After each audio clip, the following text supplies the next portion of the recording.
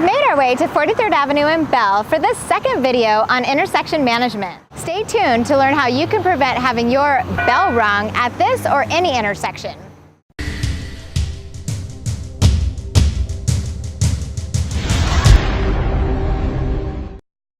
Long-term successful riders position themselves on the roadways so they can see and be seen. This requires us to use a process called metacognition. We have to put ourselves in the driver's seat of motorists around us and ask this question: can they see me? Hopefully the answer is yes at all times. We use the term presentation to define placing ourselves where other cars have the best chance of seeing us. The better we are at presenting ourselves to motorists, the more we reduce the likelihood of being in a crash at an intersection.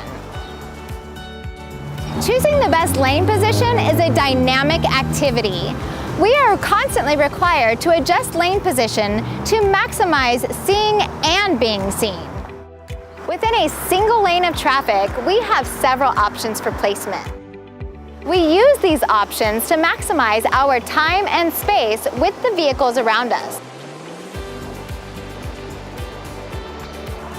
Selecting good lane position also gives us good escape options should a hazardous situation arrive.